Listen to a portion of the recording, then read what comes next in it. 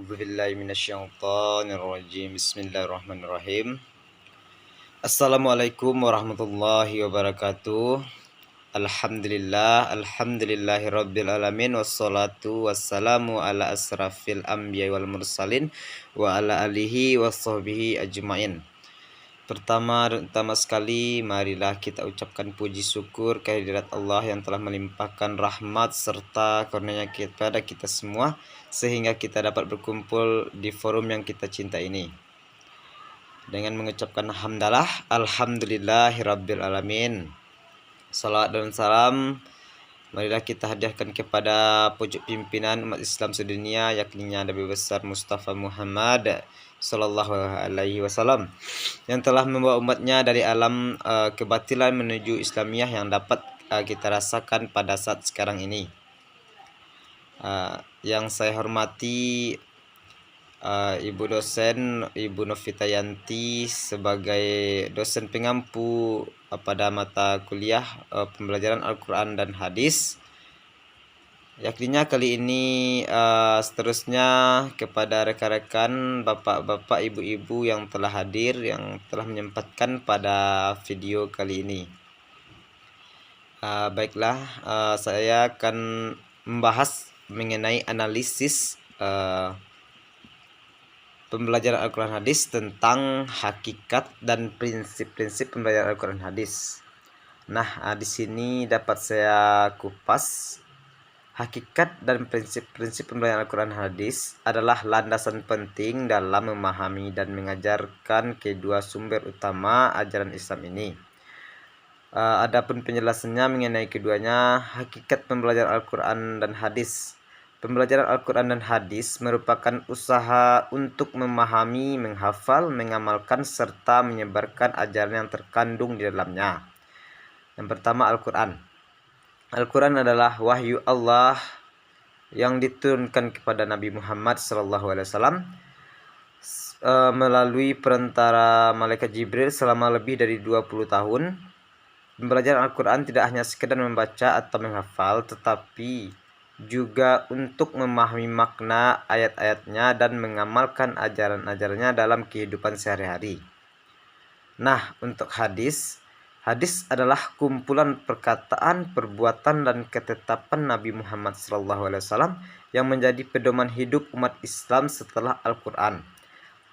Nah, pembelajaran hadis bertujuan untuk menggali ajaran yang ditinggalkan Nabi untuk memperbaiki akhlak dan memperjelas implementasi ajaran-ajaran Islam yang terkandung dalam Al-Quran.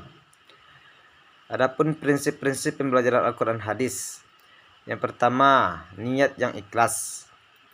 Pembelajaran Al-Quran dan Hadis harus dilakukan dengan niat yang ikhlas karena Allah, bukan untuk tujuan duniawi seperti mencari popularitas atau kekayaan.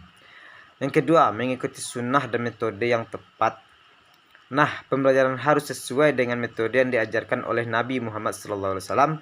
Ini mencakup pemahaman tafsir Al-Quran dan ilmu hadis dengan cara yang sahih dan dapat dipertanggungjawabkan. Yang ketiga, menggunakan sumber yang sahih dan terpercaya. Pembelajaran harus mengacu pada tafsir yang sahih, kitab-kitab hadis yang diakui otoritasnya seperti Sahih Bukhari, Sahih Muslim, dan lainnya, serta pemahaman para ulama yang terpercaya. Yang keempat, memahami makna dan konteks.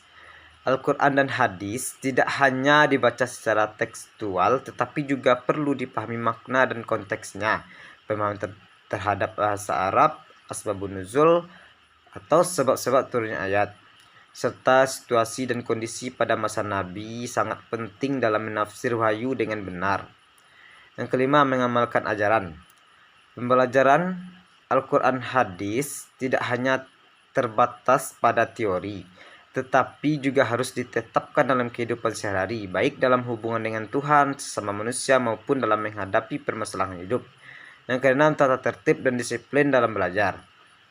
Pembelajaran Al-Quran dan Hadis memerlukan konsistensi dan kedisiplinan. Para pelajar diharapkan untuk menjaga waktu, berusaha keras dalam memahami, serta melatih diri untuk menghafal dan mengamalkan ajaran-ajaran tersebut. Yang ketujuh, mendalami ilmu dengan sabar dan tekun. Pembelajaran Al-Quran dan Hadis membutuhkan kesabaran yang tinggi karena keduanya adalah ilmu yang luas dan dalam.